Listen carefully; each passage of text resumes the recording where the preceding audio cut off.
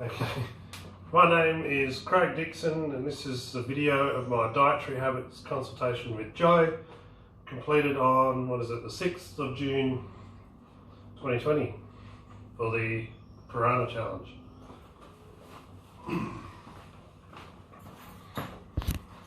Hey? You can edit it, anyway. Yeah. So, hello. Hello. We're going to go through a dietary consultation today and talk about what I can do and what advice I can actually give. So, being a personal trainer, I can only advise you based on the national guidelines. I can't give you specific advice for either illnesses or specialty diets or anything like that, or diets that might be for like a competing athlete or something like that. So I'd have to refer you to, if it's outside what my knowledge is and my expertise, then I'd have to refer you to someone else. Sure.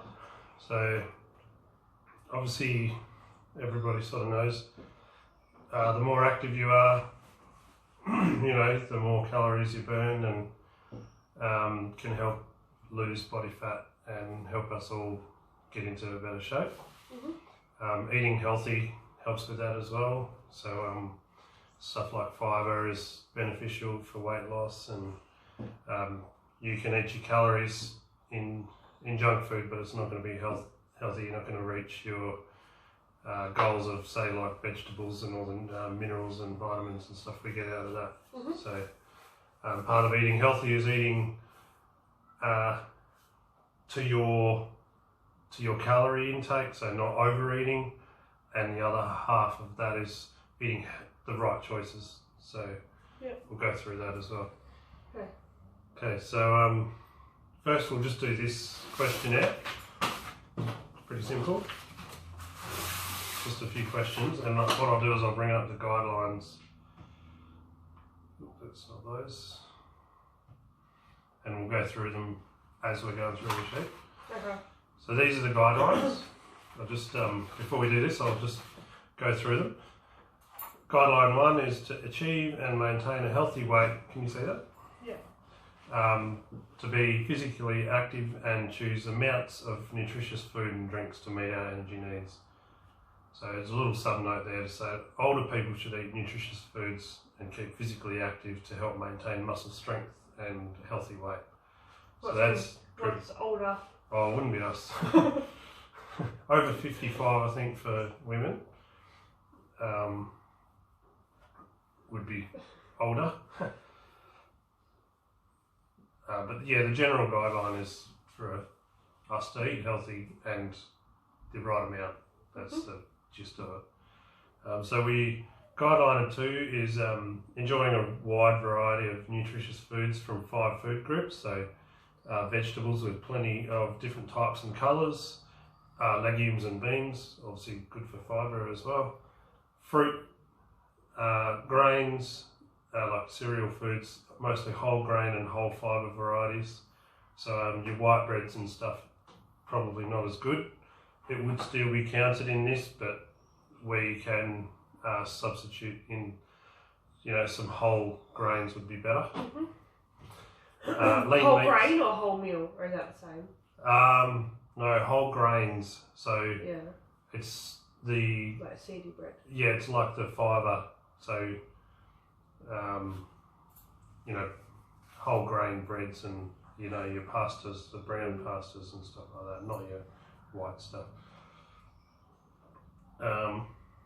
Lean meats and poultry, like, and in that group is nuts and seeds, legumes and beans, and the dairy side of things, milk, yogurt and cheese. It says mostly reduced fat, so if you were to have full fat, you'd have to reduce your portions quite a bit, and drink plenty of water. Guideline 3 is limit intake of foods containing saturated fat, added salt, added sugars and alcohol. limit being the key word. I mean, sometimes it's impossible to not have something like that, you know, pretty occasionally. But so saturated fats is biscuits and cakes and pastries, pies and processed meats. Everybody sort of knows that they're all bad for you. Chips and pizzas and stuff like that. Yeah. Replacing high-fat foods, such as butter and you know, cream and stuff like that. So stuff like nut butters, pastes, avocados, olive oil would be good. They're healthier alternatives. Generally don't have to try too hard to get those good fats. Limiting intake of foods and drinks containing added salt. So again, this is a national guideline only. You know, a nutritionist might recommend for like elite athletes would be extra salt, stuff like that. But for us, our scope, and for most people, limiting salt is a good idea. Try not to add too much salt when you're cooking and stuff like that. So limiting food and drinks with added sugars, so sweetened soft drinks and cordials, even the sports drinks and that, you know. And if you're not training, there's no reason to have a Gatorade. And if we choose to drink alcohol, limiting your intake. So, and obviously pregnant women or planning a pregnancy or breastfeeding, not drinking alcohol is the safest option. So guideline 4 carries on from that, encouraging and supporting and promoting breastfeeding.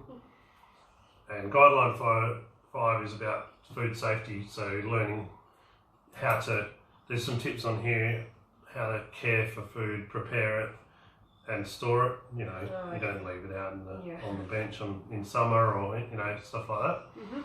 And they're the 5 guidelines. So got the serving sizes here, which we're going to go through now. Okay. I'm just going to check my camera. Make sure we're still going. Yep.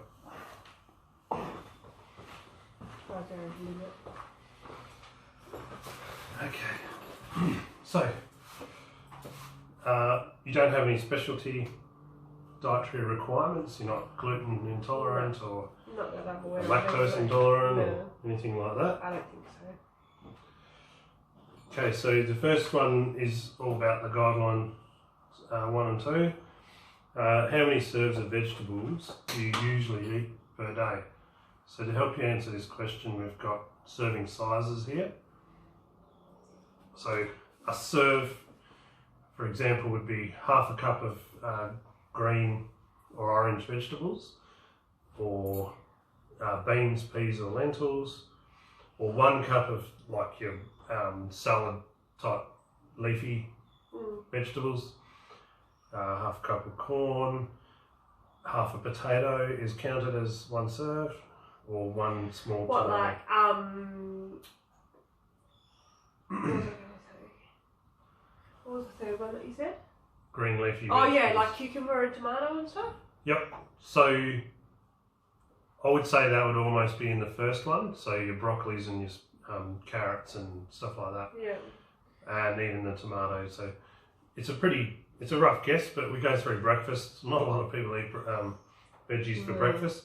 But beans, canned beans, would be half a serve, like Spinach half a cup. sometimes for breakfast. Spinach sometimes. So that'd be, if it's sometimes it'd be 0 to 1 Yeah, I'd for breakfast. probably say, I mean, it changes day to day, obviously, but as a general guide, probably like 2 to 3, maybe. Per day or for breakfast only? Oh no, per day. Okay, Yeah, so like I could definitely improve. lunchtime, people generally have a little bit more. Dinner time's when most people Dinner have time their is when veggies. I usually have the most. Sometimes I'll have like breakfast that contains like spinach or baked beans or something like that, but mostly dinner. Okay, so serves at dinner time though. If you have a cup of veggies, that's actually 2 serves. So you're saying about 2 to 3 per week. Per day, sorry? I think so, yeah, because it's mainly only dinner time that I would have them. Yep. So the recommended serves for women in our age group would be 5. Mm-hmm. So it could be increased a little. Yeah. I already knew that. How many serves of fruit? So it's a pretty easy one because most of the fruits are is a serve. So 1 banana, 1 apple. You've met your daily. Oh, probably only 1. 1 per day? I think so. So I would easily be don't eat enough fruit at all. Dried fruits is included as well No, with this, don't really 30 grams. Yeah. Mostly it's either banana or pear or watermelon or something like that. Yep. Okay. The next one is your grains, I'll probably eat a lot more bread, than I should. and cereals, but it includes quite a big range. Yeah, but mine's not healthy grains. Mine's like white bread.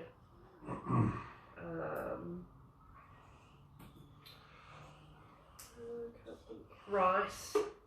Have rice. Yeah, a a lot. lot of rice. Yeah.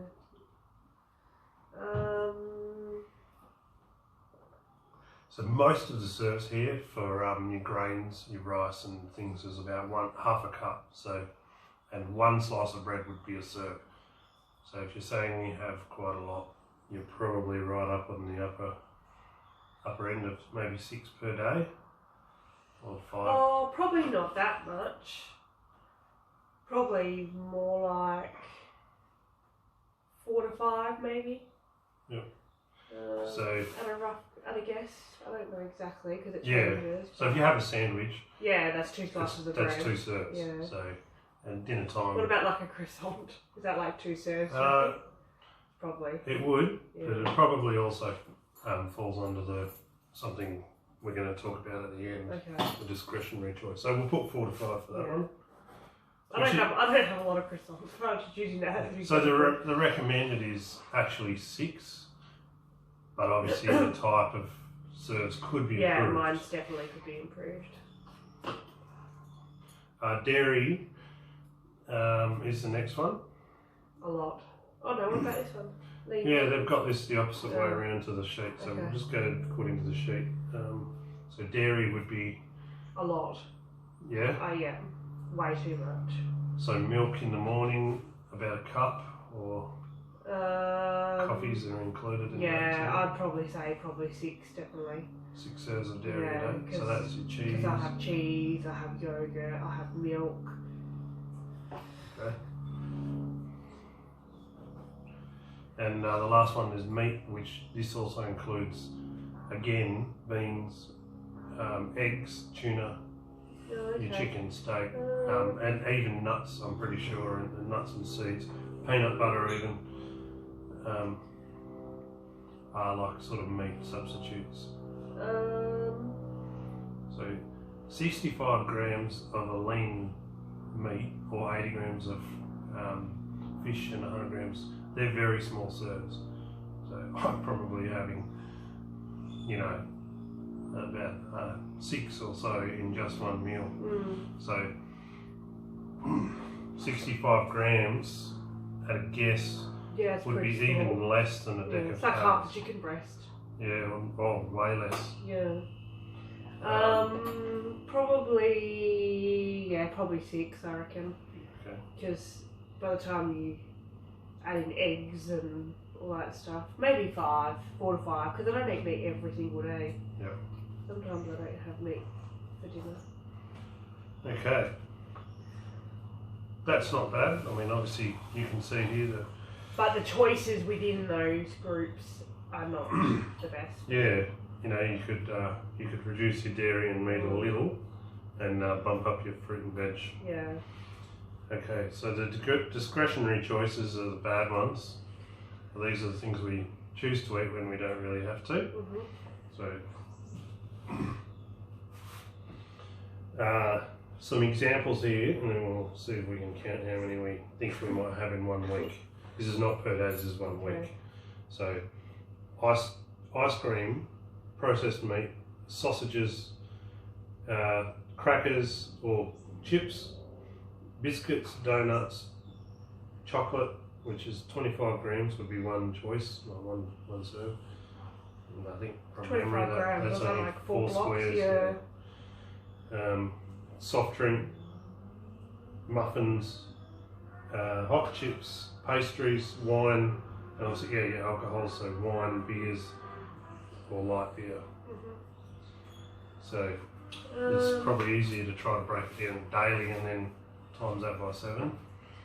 Okay, well I never really have ice cream. Oh, I do. I sometimes have ham, but not every day. Maybe once a week. Sausages, not really. Oh yeah, sometimes I cook with them, maybe once a week. So these are sort of examples, you know, it's not even just the odd lolly or... So should I count how many in this group and then we can see? Or? It'd probably help.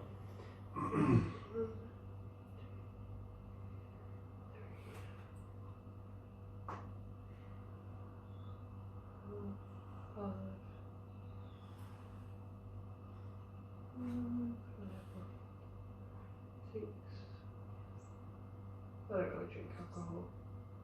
Probably like 6 out of that, maybe 7. Some of them are probably. Yep. Yeah, say about 7 of them. But too much of them too.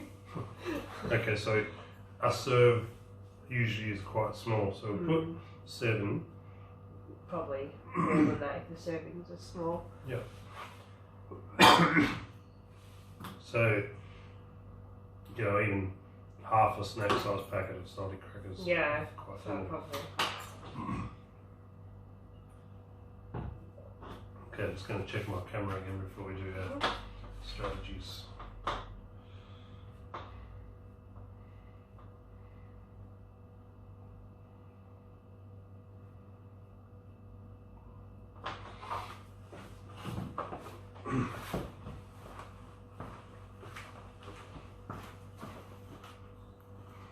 Yep, still going.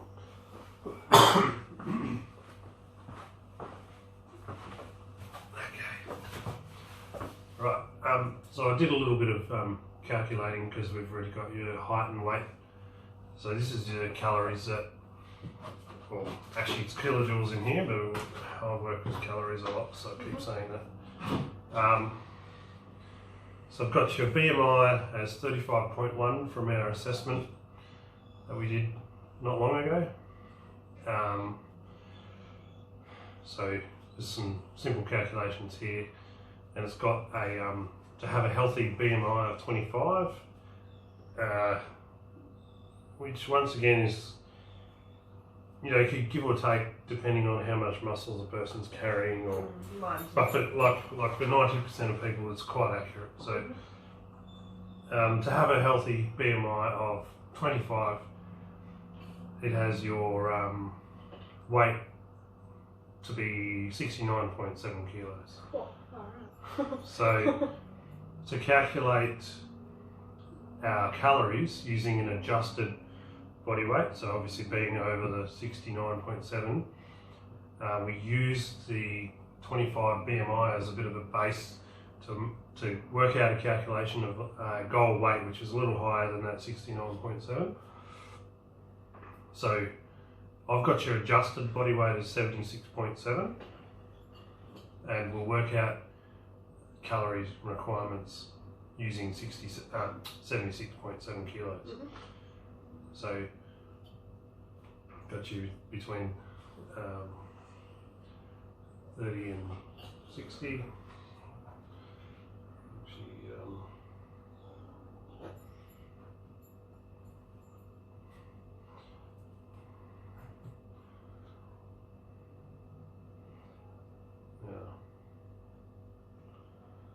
I've actually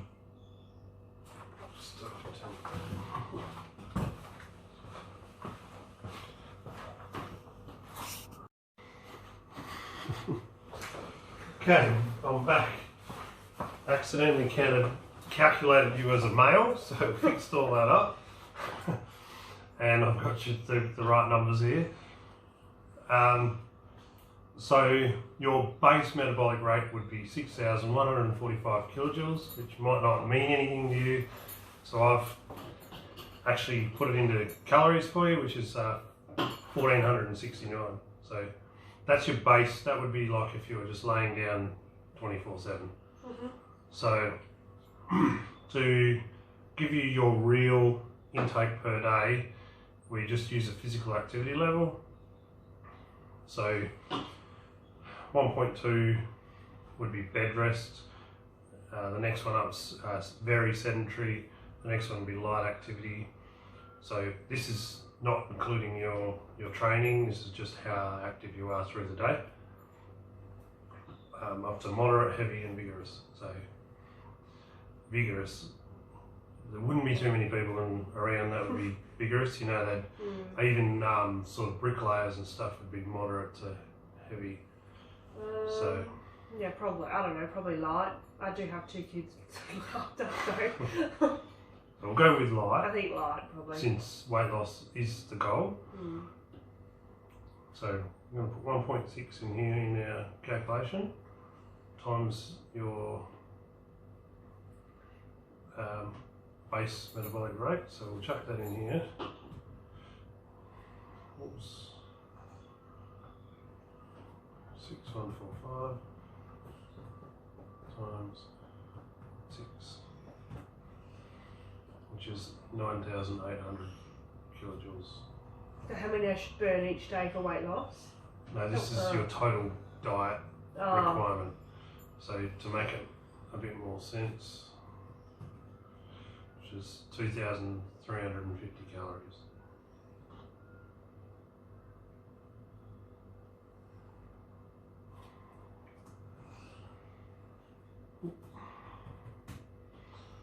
Okay.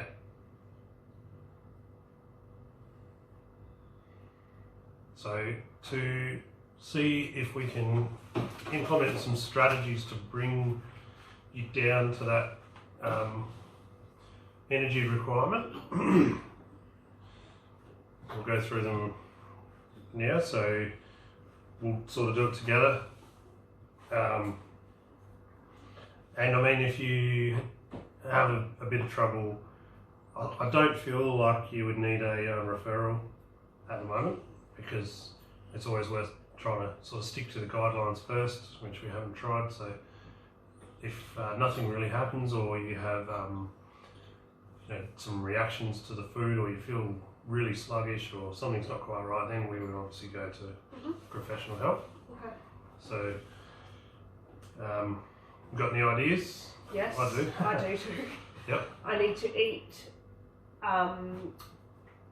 more of the right kind of food to keep me from not feeling hungry. So I don't want to eat those packets of chips and stuff like that. So that would be that would be boosting up your good foods and reducing the discretionary ones at the same time. So it'd be something. The strategy would be substituting those chips and that for something that's already, I chopped up carrot, and I think that's like the go-to for heaps of people. Or I'm not, I'm time poor, so I don't prepare like meals in advance, so then I have to grab something that's quick because I feel hungry when I have to leave the house or something like that. Okay, so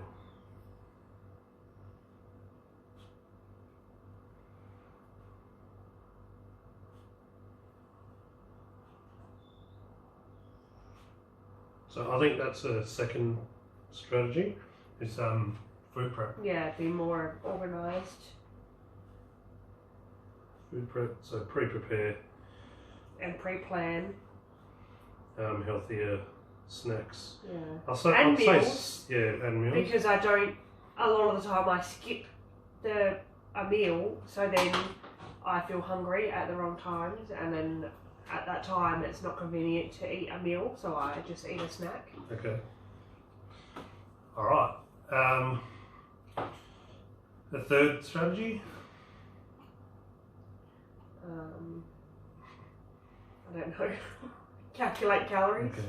Well, that is a good one, actually. You don't have to actually calculate calories, but if you stuck to the actual numbers, so we're going to if we drop the dairy right down to the recommended, and perhaps drop the meat down a touch, or the meat choices. A lot of them, it can be saturated fat. It can be quite high in calories. And boosting up your vegetables and your fruits isn't really going to change your calories a hell of a lot. Carrots and broccoli and those little dip sort of veggies are pretty low calorie, and they will fill you up, and they're full of fibre as well. So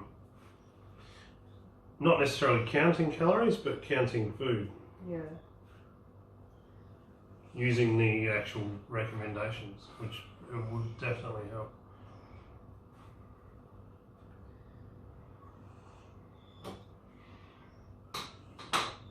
Okay, cool. That's it. Cool. So yeah, if we had trouble following this, or we did follow it and we didn't get results, we'd obviously go to someone that would have a lot more training in diet and nutrition in general. So cool. Thank you. Okay, thank you for your help and your information.